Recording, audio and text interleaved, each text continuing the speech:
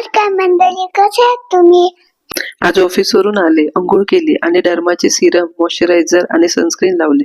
मग पटकन तयार होऊन माझे टिफिन धुवून घेतले. तोपर्यंत लक्षूही उठली.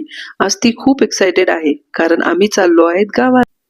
आज तुम्ही बघू शकता, लक्षू स्वतःची सँडल स्वतः घालत आहे, कारण आज ती खूप एक्सायटेड आहे. ती सकाळी 5 वाजताच उठली, कारण तिला आजी आजोबांना भेटायला जायचं होतं.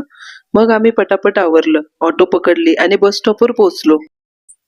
बसमध्ये बसल्यापासून लक्षूचा एकच प्रश्न होता, मम्मा आपण गावाला कधी पोहोचणार? ती खिडकीजवळच्या सीटवर बसून सतत बाहेर बघत होती. प्रत्येक झाड, गाडी, डोंगर तिच्यासाठी काहीतरी नवीन होते. तिच्या चेहऱ्यावरचा आनंद आणि एक्साइटमेंट पाहून मन खूप भरून येत होतं. खरंच लहान मुलांना अधूनमधून बाहेर फिरायला घेऊन जायला पाहिजे. अशा छोट्या प्रवासातून त्यांचं ऑब्झर्वेशन, क्युरिओसिटी आणि एक्साइटमेंट खूप वाढतात. स्क्रीनपेक्षा निसर्ग त्यांना जास्त शिकवतो.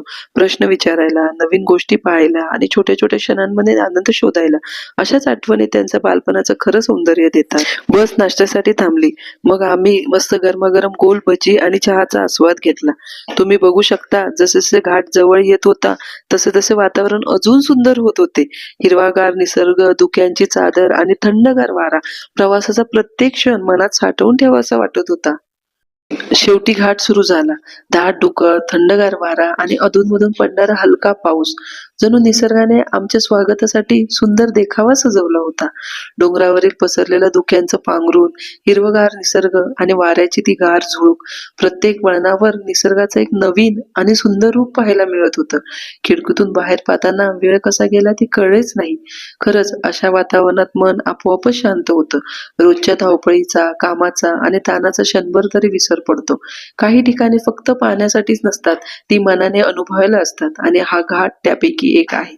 अशा प्रवासात आपल्याला कळतं की आनंद महागड्या गोष्टींमध्ये नसतो, तो निसर्गाच्या सानिध्यात आपल्या माणसांसोबत घालवलेल्या साध्या पण सुंदर क्षणांमध्ये दडलेला असतो.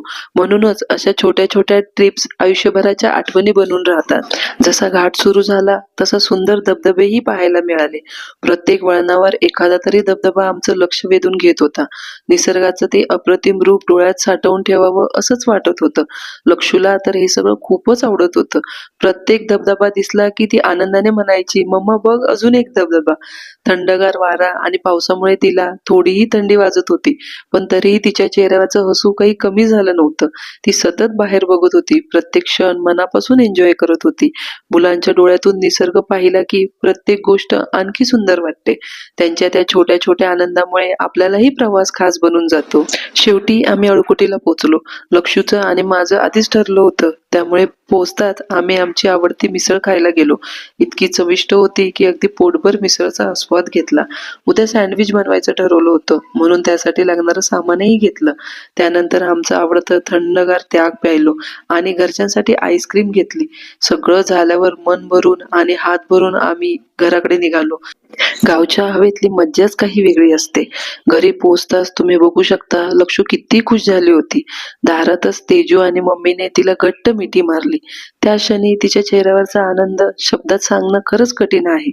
मी तुम्हाला एका व्लॉग मध्ये सांगितलं होतं ना, लक्षू माझ्या मम्मीला मम्मा म्हणते, कारण ती जवळपास 2 वर्ष गावात माझ्या आईकडे होती. त्यामुळे तिचं गावाशी आणि आजीशी एक खूप खास जिव्हाळ्याचं नातं आहे. इथे आल्यावरती अगदी स्वतःच्या जगात रमून जाते. मग तेजू आणि लक्षूने एकत्र बसून आईस्क्रीम खाल्ली.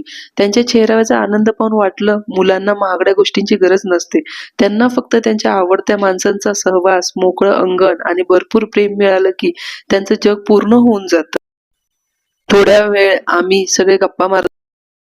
लक्षू तिची आवडती सायकल खेळू लागायला लागली. तिचा आनंद पाहून मग अगदी भरून आलं. थोड्याच वेळात शिवज्ञा आणि दादूही लक्षूला भेटायला पाहून खूप आनंद झाला आणि ते तिघे मिळून इतका दंगा मस्ती करू लागले की घरभर फक्त त्यांचाच आशा ऐकू येत होता. जाणवत होता, मोबाईल नाही, स्क्रीन नाही, फक्त माणसं, प्रेम आणि मनसोक्त खेळणारी मुलं. अशाच आठवणी. मी काल रात्रभर ड्युटी करून आले होते, अजिबात झोप झाली नव्हती, त्यामुळे आता खूपच थकवा. आता थोडी विश्रांती घेते. भेटूया पुढच्या व्लॉग मध्ये.